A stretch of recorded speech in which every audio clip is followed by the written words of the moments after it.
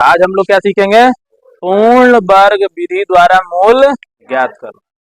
तो बचेगा x B X बटा ए, और ये एक्स का स्क्वायर हो जाएगा और सी बाई ए हो जाएगा। यही वाला इक्वेशन हमने ऐसे लिख दिया है।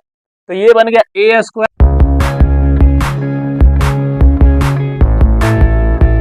ठीक है।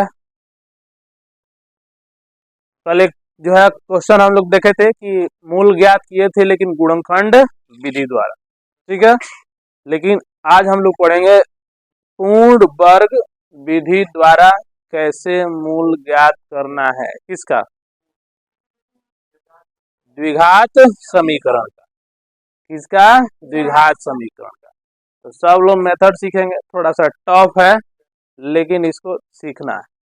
कितने लोगों को ए प्लस बी का होल स्क्वायर पता है? हाँ बोलो, ए प्लस बी का होल स्क्वायर बोलो जी।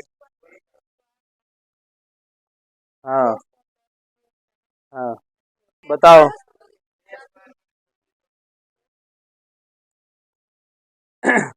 देखिए, इसमें जो है पूर्ण वर्ग यानी इसमें फॉर्मूला यूज होने वाला है ए प्लस बी का होल स्क्वायर, है ना। ए प्लस बी का whole square, A square plus 2ab, A square minus 2ab plus B square. इस अच्छा ठीक है, समझ आ रहा है। ए प्लस बी का whole square, A minus B का whole square, A square minus B square is equal to A. एक बार जोड़ते हैं ए प्लस बी को और एक बार घटाते हैं, है ना। ठीक है, और इसके बाद जो होगा सो देखा जाएगा। मेनली हमारा ये फॉर्मूला आपको पता होना चाहिए, ए प्लस बी का होल स्क्वायर, ठीक है। तो हम लोग पढ़ने वाले हैं पूर्ण वर्ग विधि द्वारा। क्या जी? पूर्ण वर्ग विधि द्वारा द्विघात समीकरण का। किसका? द्विघात समीकरण का मूल ज्ञात करते हैं कि मूलों को ज्ञात करना। ये हम लोग पढ़ने वाले हैं, मूलों को ज्ञात। कौन से विधि द्वारा? पूर्ण वर्ग विधि द्वारा। पूर्ण वर्ग विधि द्वारा, कंप्लीट स्क्वायर मेथड। यानी जो भी द्विघात समीकरण दिया होगा उसको हम ए प्लस बी के होल स्क्वायर में, ए माइनस बी के होल स्क्वायर में तोड़ने का प्रयास करो, ठीक है। अब कैसे टूटेगा ये आपको सीखना है, क्योंकि उसी से हमको मिलेगा सिद्धाचार्य का सूत्र, है ना। विवेचक मिलेगा, सिद्धाचार्य के सूत्र मिलेगा, ठीक है। तो आइए देखते हैं। मान लीजिए, माना द्विघात समीकरण फॉर्मेट बोलो, A X square plus B X plus C equal to 0, जहाँ ए नॉट इक्वल टू क्या है? 0। यही हमारा द्विघात समीकरण। क्या ये? द्विघात समीकरण। इतना तक किसी को दिक्कत? चलिए पहला स्टेप सब लोग सीखते चले, कैसे जो है पूर्ण वर्ग विधि द्वारा हम ज्ञात करें, ठीक है। तो इसमें हम सबसे पहले काम करेंगे, दोनों तरफ ए से भाग देने पर। अब दोनों तरफ जब ए से भाग देंगे तो ये ऐसे हम इसको लिख सकते हैं, अलग अलग करके लिख सकते हैं ना जी। अलग अलग करके इसको लिख सकते हैं। ए से भाग देंगे ना तो सब में बारी बारी से क्या हो जाएगा? भाग हो जाएगा, ठीक है। अब इसको जब सॉल्व करेंगे तो यह आएगा A X square plus B X बटा ए प्लस सी बटा ए इक्वल टू 0। यहाँ तक किसी को दिक्कत? अब यहीं से तोड़ना, ठीक है। चलिए तोड़ते हैं। देखिए पहला, जैसे फॉर्मूला में देखिए ए प्लस बी के होल स्क्वायर में पहला टर्म का स्क्वायर हमको मिल गया है ना। पहला टर्म का ए स्क्वायर दिया हुआ है, जिसका एक पार्ट हमको पता है ना, यानी एक्स का स्क्वायर हमको मिल गया। दूसरा पार्ट क्या है? ध्यान से देखो, बीच में है 2ab, तो हम लोग इस पर सेट करने का प्रयास करेंगे। इसके बाद भूल जाओ कि ये कुछ है 2। अब बोलो a का मान तो x ही ना है, क्योंकि a स्क्वायर है, तो a का मान क्या बन गया? x। अब देखो ध्यान से, अब इसमें हम ऐसे टर्म से मल्टीप्लाई करेंगे इसी हिस्सा को, है ना, इसी में से कोई पार्ट लेकर के, ताकि मल्टीप्लाई करने पर इतना आ जाए। आया समझ में? तो सबसे पहला बात देखो, इसमें 2 नहीं है। 2 है क्या? नहीं है। तो इसका मतलब 2 नहीं है, तो बचा क्या है? इसमें x भी है ना, तो x के अलावा छोड़ के क्या बचा है? b बटा a बचा है। 2 इसमें नहीं है, इसका मतलब इसमें 2 है, तो 2 से भाग लगाने के लिए 2 हटाने के लिए 2 से भाग लगाना पड़ेगा ना। तो ध्यान से देखो, अब इसको सेट किया है ये बीच वाला टर्म, 2x इसमें का ले लिए तो क्या बचा? b बटा a, और ये 2 एक्स्ट्रा है तो 2 से भाग लगा देंगे तो पहले जैसा हो जाएगा। 2 से 2 कट गया तो क्या बचेगा? bx बटा a। अब ध्यान से देखो, ये बन गया 2, ये बन गया a, अब बाकी जो बच गया वो क्या बच गया? क्या बन गया? b का होल स्क्वायर। तो b बाई 2a ये b बन गया, तो इसका होल स्क्वायर। समझ आ रहा है? इसका होल स्क्वायर। अब ध्यान से देखिए, इसमें ये टर्म नहीं है, नहीं है ना, ये तो एक्स्ट्रा टर्म आ गया ना, तो ये एक्स्ट्रा टर्म आया है इसीलिए इसको क्या कर देंगे? माइनस कर देंगे, क्योंकि कट जाएगा तो ये हट जाएगा। सेम चीज है, देखो ये एक्स्ट्रा टर्म हो गया ना, अब फिर प्लस क्या लिखेंगे? c बटा a इक्वल टू 0, यानी इसी इक्वेशन को हमने ऐसे लिख दिया। इसमें कोई अंतर ही नहीं है। गौर से देखिए, ये दोनों बराबर है, प्लस माइनस में तो कट गया, खत्म हो गया। और यहाँ पे ध्यान से देखिए, ये 2 से 2 कटेगा तो बचेगा x bx बटा a, और ये x का स्क्वायर हो जाएगा और c बाई ए हो जाएगा। यही वाला इक्वेशन हमने ऐसे लिख दिया है। तो ये बन गया a square plus 2a whole part b बना, प्लस b स्क्वायर, यानी इस फॉर्मूला पर ये सेट हो गया। तो इसको लिख सकते हैं x प्लस, क्या लिख सकते हैं जी? x प्लस, b का पूरा मान बताइए, b by 2a, b by 2a का ये क्या बन गया? होल स्क्वायर बन गया। बाकी जो बचा, देखो इतना का हमने होल स्क्वायर कर दिया, ठीक है, इतना का हमने होल स्क्वायर कर दिया, जो बचा उसको लिख देंगे b बाई 2a का whole square minus plus c बटा a इक्वल टू 0 लिख दिया है, समझ में? प्लस c बटा a इक्वल टू, अब इसको देखो सॉल्व करेंगे, इसको हम अब ऐसे ही रहने देंगे, ठीक है, और इसको सॉल्व करेंगे तो लिख सकते हैं बी स्क्वायर बटा 4a, बी स्क्वायर बटा 4a स्क्वायर, b का स्क्वायर करेंगे तो b स्क्वायर, और 2a का स्क्वायर करेंगे तो 4a स्क्वायर, अब प्लस बच गया c बटा a इक्वल टू 0। अब इसको इक्वल के उस साइड में लेके जाएंगे, ठीक है, तो यहाँ पर x plus b by 2a का होल स्क्वायर यही रहने देंगे, ठीक है। अब ध्यान से देखो, ये जब इक्वल के उस साइड में जाएगा तो इसमें से ये घटेगा, घटेगा नहीं, ये माइनस है ना, ये उधर जाएगा तो प्लस, और c बाई ये क्या होगा? माइनस, यानी b square by 4a square में से c बाई ये क्या होगा? हट जाएगा, ठीक है। अब यहां से देखिए आप लोग, x plus b by 2a का क्या बन गया? Whole square. यहाँ पे एलसीएम यदि निकालिएगा 4a स्क्वायर इंटू a का, तो ये बनेगा 4a स्क्वायर, क्या बनेगा? 4a स्क्वायर, ठीक है। अब 4a स्क्वायर से 4a स्क्वायर में भाग दीजिएगा तो क्या बनेगा? b square. और c से यहाँ पे देखिए, a से 4a स्क्वायर में डिवाइड कीजिएगा तो 4a बचेगा, और मल्टीप्लाई कीजिएगा तो क्या बनेगा? 4ac बनेगा, इतना बन जाएगा, ठीक है। अब यहां से आगे अगला टर्म क्या शुरू होता है कि x plus b by 2a का हमको मान निकालना, तो ये स्क्वायर है तो उधर जाएगा तो स्क्वायर रूट में कन्वर्ट हो जाएगा, है ना, b स्क्वायर माइनस 4ac, अब बट्टा कितना हो गया? 4a स्क्वायर, इसको यहाँ से हटाते हैं। अभी अब गौर से देखिए, है ना, इतना तक कंप्लीट। अब x plus b by 2a, है ना, इज इक्वल टू, अब यहाँ पे देखिए ये हो गया रूट में, किसमें हो गया जी?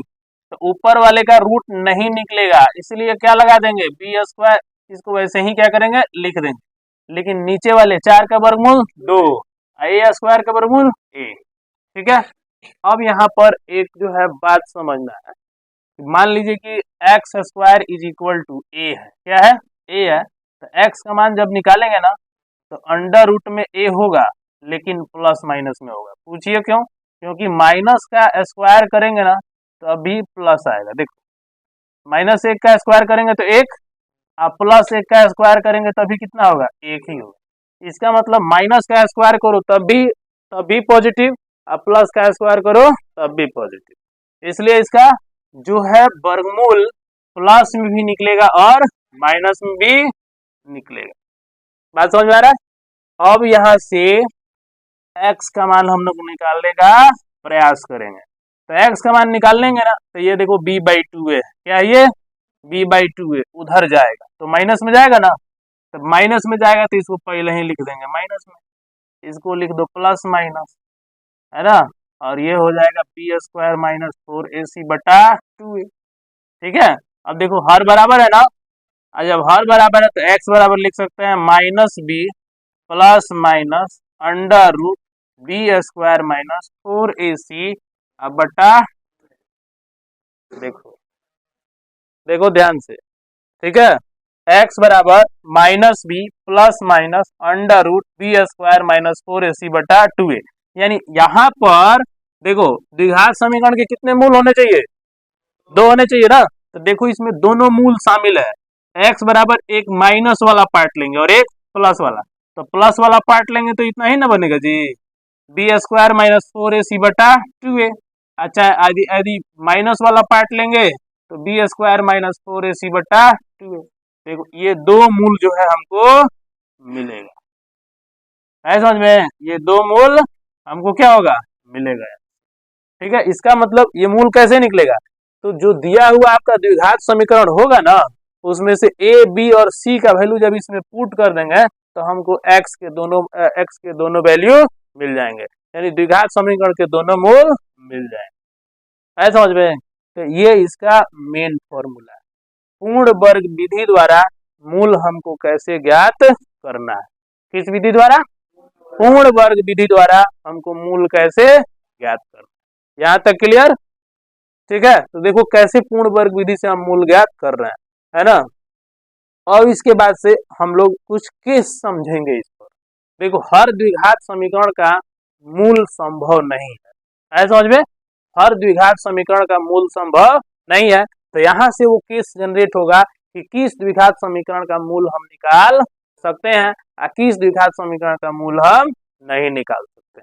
ऐसा समझ में? इतना तक किसी को दिक्कत? तो अगले पॉइंट में हम लोग समझेंगे ये b² - 4ac क्या है। ऐसा समझ में? b² - 4ac क्या है? b² - 4ac सब लोग यहाँ समझिए। तो x का मान ये हमारा मेन फॉर्मूला है। यहां से देखिए, ये देख रहे हैं ना, यहीं से। ठीक है।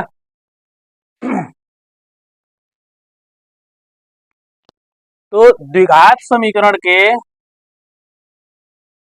x का जो मान आया है यही ना मूल बनेगा जी, है ना। द्विघात समीकरण के मूल कौन कौन हो सकते हैं? x बराबर -b plus minus √b² - 4ac/2a। समझ आ रहा है? जहां लिखेंगे है ना, b² - 4ac को हम d कहते हैं। क्या कहते हैं जी? इस d का नाम है विवेचक। विवेचक कहो या विवेक्तर कहो, क्या कहो? विवेक्तर। इसको क्या कहते हैं? विवेचक या विवेक्तर। है समझ में? ये d का जो मान आएगा, तो d का मान क्या बनेगा? b² - 4ac। ये क्या है? d है, यानी जिसे विवेचक या विवेक्तर कहते हैं। क्या कहते हैं? विवेचक या विवेक्तर। तो निम्न में विवेचक कौन है? तो b² - 4ac। b² - 4ac ही क्या है? विवेचक है। ऐसा समझ में? d का d क्या है? यहाँ पर विवेचक है। d को क्या कहेंगे? विवेचक या विवेक्तर कहेंगे। अब यहाँ पर देखिए, यदि केस यहाँ पर बनेगा, क्या केस बनेगा? पहला केस बनेगा। पहला केस क्या बनेगा? पहला केस ये बनेगा कि यदि d greater than 0 हो जाए। क्या हो जाए? D greater than zero. Greater than कहने का मतलब क्या हुआ, जब आप विवेचक का वैल्यू निकालिएगा ना बी स्क्वायर माइनस 4ac का, तो यदि ये जीरो से बड़ा हो जाए, जीरो से बड़ा हो जाए तो द्विघात समीकरण के जो मूल होंगे ना, द्विघात समीकरण के मूल होंगे, बताइए, वास्तविक, वास्तविक और असमान, वास्तविक और असमान होंगे। तो ये केस आपको याद रखना है, ऑब्जेक्टिव में भी प्रश्न यहाँ से बनेगा, वास्तविक और असमान होगा, है समझ में। जब d का मान जीरो से बड़ा हो जाए तो मूल कैसा बनेगा, वास्तविक और असमान। असमान कहने का मतलब हुआ कि x के दोनों मान अलग अलग मिलेंगे, लेकिन एक जो है नंबर होगा कोई ना कोई वास्तविक संख्या। समझ आ रहा है, चाहे वो रूट में आए, चाहे बिना रूट में आए, चाहे प्लस में आए या चाहे माइनस में आए, उसको आना ही। सेकंड केस, सेकंड केस में मिलेगा, है ना, यदि d इक्वल टू जीरो, यदि d बराबर जीरो हो जाए, है ना, तो द्विघात समीकरण के मूल, द्विघात समीकरण के मूल वास्तविक और समान होगा। क्या होगा जी, वास्तविक और समान। अब पूछो कैसे होगा, है ना, देखिए ध्यान से, यदि d इक्वल टू जीरो कर दें, देखो ध्यान से, यही ना d है जी, ये टर्म यदि जीरो बन जाएगा, जीरो बन गया तो बोलो यहाँ क्या बचेगा, माइनस बी बाई टू, है ना, माइनस बी बाई टू ए। तो द्विघात समीकरण के मूल क्या हो जाएगा, माइनस बी बाई टू ए हो जाएगा। दोनों मान प्लस वाला भी और माइनस वाला भी, क्योंकि यहाँ प्लस माइनस लिखा है ना जी, तो प्लस माइनस जीरो करेंगे तो माइनस बी में जीरो जोड़ेंगे तब भी वही आएगा, जीरो घटाएंगे तब भी वही आएगा। तो यहाँ पर जो है बी स्क्वायर माइनस 4ac को यदि जीरो बना दिया जाए तो वास्तविक और समान इसका मूल हो जाएगा, है ना। और जो होगा क्या, तो x बराबर माइनस बी बाई टू ए और माइनस बी बाई टू ए के वो बराबर होगा, है समझ में।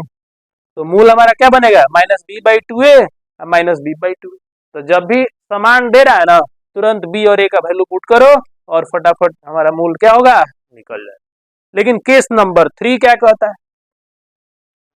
केस नंबर 3 जरा देखो तो, ये कैमरा में नीचे आ रहा है, केस नंबर 3 ऊपर आ रहा है, यहाँ पर, यहाँ पर, चलिए यहाँ पर समझते हैं। केस नंबर 3 और ऊपर ले सकते हैं, यहाँ पर, चलिए केस नंबर 3 देखिए। अब यहाँ पर देखो, d को हमने जीरो से बड़ा कर दिया और d को हमने जीरो के बराबर कर दिया। अब हम d को क्या करेंगे, जीरो से छोटा करेंगे। कोई भी जब नंबर जीरो से छोटा हो तो नंबर क्या होता है, बताओ, धनात्मक होगा, ऋणात्मक होगा या कुछ नहीं होगा। हाँ, कोई भी नंबर जीरो से छोटा हो जाए तो नंबर क्या होगा, प्लस में होगा कि माइनस में होगा कि कुछ में नहीं होगा, कुछ नहीं होगा ना, प्लस में होगा। बट जीरो से नीचे कौन सी होता है, संख्या रेखा पड़े हो, जीरो है तो जीरो से नीचे कौन सी, माइनस। जीरो से ऊपर जाओगी तब ना प्लस मिलेगा। सब बोझा बांध के धो के चल आए, सब छोटा छोटा पॉइंट है। डी ग्रेटर देन जीरो का मतलब क्या हुआ, मूल धनात्मक हो गया, सॉरी धनात्मक न हो गया जी, डी का मान है, बराबर जीरो हो गया तो जीरो हो गया। डी जब डी छोटा हो जाएगा जीरो से, है ना, तो इसका मतलब माइनस हो गया। अब माइनस, माइनस वाले नंबर का बोलो वर्गमूल निकाल सकते हैं, बोलो कि -4 का वर्गमूल निकाल के बताओ, निकलेगा, -4 का कभी मतलब वर्गमूल आपको नहीं मिलेगा, है ना। इसके लिए मिलेगा लेकिन आपको काल्पनिक में जाना पड़ेगा, तो काल्पनिक नंबर हमको नहीं पढ़ना, वास्तविक संख्या पढ़ना, ठीक है। तो जब d लेस देन जीरो हो जाए तो इसका मतलब द्विघात समीकरण के मूल, है ना, द्विघात समीकरण के मूल काल्पनिक होंगे। क्या होंगे जी, काल्पनिक, क्या होंगे, काल्पनिक होंगे। तो डी लेस देन 0 हो जाए तो बस काल्पनिक करके उसको छोड़ दो, उसके बाद कोई आपको काम नहीं करना। मूल कब निकलेगा? जब डी या तो 0 हो जाए या नहीं तो डी 0 से बड़ा हो जाए, तभी मूल निकलेगा। काल्पनिक हो जाएगा तो उसको कैलकुलेशन करने की जरूरत नहीं है। तो कौन सा द्विघात समीकरण, देखो यहाँ पर बैठे हुए हर लड़का लड़की एक जैसे नहीं है, लेकिन सब इंसान है कि नहीं है? सब इंसान है। कौन चोर है यो मालूम नहीं है ना जी, चोर कौन बनेगा यो मालूम नहीं, कौन प्रधानमंत्री बनेगा यो मालूम नहीं है कि नहीं? इसलिए आंख बंद करके किसी पर भरोसा नहीं कर सकते, है ना जी। तो इसका मतलब हम लोग कल से द्विघात समीकरण पढ़ रहे हैं ना, तो आप लोग को लग रहा होगा कि अरे कैसा द्विघात समीकरण आएगा, तो मूल तो निकालिए देंगे, ले इसमें भी मांगला मंगली है सब देखे ना, तो इस रूप का जिसका होगा उसका मूल नहीं निकलेगा, ठीक है। अब मान लीजिए अब कोनो द्विघात समीकरण का कोई द्विघात समीकरण दीजिए, मूल निकाल लेंगे। अब बताइए तो पागल फंती ना हो गया जी, है कि नहीं? तो किसी द्विघात समीकरण का मूल निकालने से पहले हम चेक करेंगे, क्या करेंगे? जैसे मान लीजिए आप लोग दो चर के रैखिक समीकरण में सीख रहे थे, है ना, a1 by a2 equal to b1 by b2 not equal to c1 by c2 हो गया, तो मूल कहाँ से हल कहाँ से निकलेगा? कोई हल होगा? नहीं होगा। हल किसका निकल रहा था? एक ही का, a1 by a2 not equal to b1 by b2 का। एकदम वैसा ही यहाँ भी है। मूल किसका निकलेगा? d ग्रेटर देन 0 चाहे d equal to 0, less than 0 पर मूल नहीं निकलेगा। समझ आ रहा है ना? तो दोनों केस से आपको समझना, ठीक है। तो d लेस देन 0 और d ग्रेटर देन 0, तो मूल कैसे निकलेगा? जिस पूर्ण वर्ग विधि कहने का मतलब यहाँ से शुरू करेंगे और यहाँ पर जाके खत्म करेंगे, यही ना। तो मान लीजिए मूल नहीं निकला तो आपको बड़ी तकलीफ होगा, इतना से मेहनत करते आए हैं अब मूल निकलवे न किया, ठीक है। और यही है सिद्धराचार्य। देखो इसको क्या कहा जाता है? द्विघात सूत्र, है ना। तो देखो किसी भी द्विघात समीकरण का मूल उसके विवेचक पर निर्भर करता है। यदि विवेचक d इक्वल टू 0 है और विवेचक d ग्रेटर देन 0 है तो मूल वास्तविक होगा, और d लेस देन 0 है तो मूल काल्पनिक है। तो क्वेश्चन क्या है? द्विघात समीकरण 2x² माइनस 7x प्लस 5 बराबर 0 के मूल पूर्ण वर्ग विधि द्वारा ज्ञात करें। तो सबसे पहले नोट आउट क्या करेंगे? दिया है ना, क्या दिया है? द्विघात समीकरण। द्विघात समीकरण कितने लोग को पता चल रहा है कि द्विघात समीकरण इसमें कहाँ लिखा है? कितने लोग को पता चल रहा है? कहाँ लिखा है बताइए? द्विघात समीकरण क्या लिखा है? उस समीकरण बताइए कौन है? हाँ, सबको मैंने पहचानने में दिक्कत नहीं ना है? हाँ, काठ का चश्मा नहीं लगाना पड़ेगा, बोलिए तो सबको पहचानना एकदम आना चाहिए कि द्विघात समीकरण कहाँ है। तो ये जो है ऐसा दिखे तो ये क्या है? द्विघात समीकरण। किशोरी कुमारी तुमको समझ में आ रहा है? द्विघात समीकरण, ये कौन सा समीकरण है? द्विघात समीकरण। चलो दोनों तरफ है ना a से भाग देने पर, बोलो a इसमें कहाँ है? तो x² का गुणांक है, x² का गुणांक। तो a का वैल्यू कितना लेंगे? 2, दोनों तरफ 2 से भाग देने पर, है ना, भाग देने पर। अब इसका कंपैरिजन किससे करना चाहिए? ax² plus bx plus c बराबर 0 से। तो यहाँ पर x² का गुणांक क्या है? a, तो a के स्थान पर जो वैल्यू मिलेगा उसी से हमको भाग देना है। तो जब भाग देंगे तो सारे टर्म में जो है 2 से भाग लग जाएगा। ये बात कितने लोगों को पता चल गया? पता चल गया ना। अब देखो यहाँ पर ये 2 से 2 क्या होगा? कटेगा। अब बचेगा यहाँ -7x/2 प्लस 5/2 इक्वल टू 0। अब कितने लोग कह रहे हैं कि इसका पूर्ण वर्ग बनाना है ना जी, पूर्ण वर्ग बनाना है।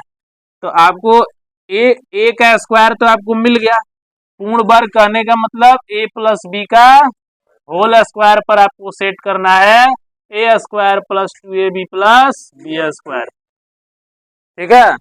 तो देखिए a का मान आपको मिल गया ना।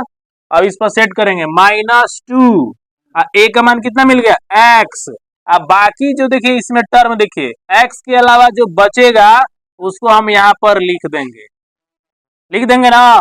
लेकिन यहाँ पर ध्यान दीजिए, यदि इसको हम सॉल्व करेंगे तो 2 से 2 क्या हो जाएगा, कट जाएगा, तो बचेगा सिर्फ 7x। हमको लाना कितना है, 7/2। तो इसका मतलब इसमें 2 से फिर से हमको गुणा करना पड़ेगा। अब बताइए 2a अब b का वैल्यू पूरा 7 बटा कितना बन गया, 4, 7/4, तो प्लस 7/4 का होल स्क्वायर। और फिर इसी को इसी में से हमको माइनस कर देना है, और जो बचा है उसको क्या कर देना है, लिख देना है। ठीक है, तो 2 गुणे 2 मिलके क्या बन गया, 4 बन गया। अब जरा देखिए, इसको छोड़ दीजिए और इसको आप गौर से देखिए, x² minus 2ab plus b का होल स्क्वायर। तो ये बच गया क्या, x माइनस, अब बताइए ये क्या बच गया, x माइनस 7/4 का होल स्क्वायर। कितना के लिए, इतना के लिए, इतना लिख सकते हैं। अब जो बचा इसको गुणा कर दीजिए, 7×7 49/16 प्लस 5/2 बराबर 0। देखिए कैसे कैलकुलेट हो रहा है। ठीक है, अब चलिए आगे बढ़ते हैं हम लोग। ठीक है, अगला कार्यक्रम क्या है इसका, तो सभी लोग अगला कार्यक्रम देखें, है ना। अगला कार्यक्रम क्या है कि 0 के उस पार ले जाएंगे, 49/16 और 5/2 इनको चांद के पार ले जाएंगे। ये देखिए चांद है, x माइनस 7/4 का होल स्क्वायर। अब बताओ इसमें कौन 0 को उधर जाएगा तो प्लस बनेगा, कौन माइनस बनेगा, 49/16 माइनस में है तो उधर जाएगा तो किस में बन जाएगा, प्लस में 49/16। अब 5/2 प्लस में है तो क्या बन गया, -5/2। इतना बात कितने लोगों को समझ में आ गया, बोलो। x माइनस 7/4 को ऐसे ही रहने, अब पहले इसका हल कर लेंगे। 16 और 2 का लघुत्तम बोलो, 16, 16 में 16 से भाग कर लो, 49, 2 8 16, 8 5 40। देख रहे हैं ना। अब यहाँ पर आप गौर से देखिए, x माइनस 7/4 का होल स्क्वायर, इसको घटाइएगा ना तो 9 बटा कितना आएगा, 16। अब यहाँ पर गौर से देखिए, अब यहाँ पर गौर से देखिए, अब ये स्क्वायर हटेगा तो ये उधर जाएगा तो क्या बनेगा, 9/16 बन जाएगा। अब इसके लिए बताइए हम कितना लिखेंगे जी, 3/4, लेकिन प्लस माइनस, समझ आ गया, लेकिन प्लस माइनस में। अब जरा गौर कीजिए कि x यदि x माइनस 7/4 बराबर, यदि प्लस वाला ले लें, कौन वाला ले लें, प्लस वाला ले लें, तो x जो है x बराबर निकालेंगे तो उधर जाके जुटेगा ना, प्लस 7 बटा कितना हो गया, 4, जोड़िएगा तो 10/4। बोलो 5/2 आया क्या, 5/2 आ गया। तो x का मान को 5/2 आ गया। दूसरा केस में देखिए, यदि x माइनस 7/4 को माइनस वाला टर्म के बराबर कर दें, देखो ध्यान से, एक बार प्लस के बराबर और एक बार माइनस के बराबर, तो x माइनस 7/4, ये x इक्वल टू -3/4, उधर जाएगा तो प्लस 7/4। सॉल्व कीजिएगा तो -3 प्लस 7/4, यानी x का मान बोलिए 4/4 आके कट के कितना बन गया, तो बोलो मूल हमारा कितना हुआ, हाँ, इसलिए द्विघात समीकरण के मूल, द्विघात समीकरण के मूल क्या बन गया, बोलो जरा, x बराबर 5/2 और दूसरा क्या बन गया, 1। दूसरा कितना बन गया, 1। अब हमारा मान सही है कि नहीं है, ये जांच कैसे होगा, जांच कैसे होगा, तो चलिए समझ लेते हैं। मान लीजिए कि ये दो मूल अल्फा और बीटा है, यदि इन दोनों को गुणा करेंगे तो बोलो 5/2 आएगा कि नहीं। अब 5/2 c/a के क्या होता है, बराबर होता है, चेक कर लो, c/a सही है कि नहीं है, जोड़ के देख लो, 5/2 में 1 जोड़ोगे तो 2 एकम 2 और 5 2 कितना हो गया, 7, 7/2। तो ये यहाँ पे ध्यान से देख लो, -b/a, -b/a, तो b का मान -7 रख दो, तो माइनस माइनस प्लस यानी 7/2। हमारा आंसर क्या है, सही है। कौन से विधि द्वारा मूल निकाले हैं बताइए? पूर्ण वर्ग विधि द्वारा मूल निकाले। कोई दिक्कत यहाँ तक? तो फटाफट इसको नोट कर लीजिए।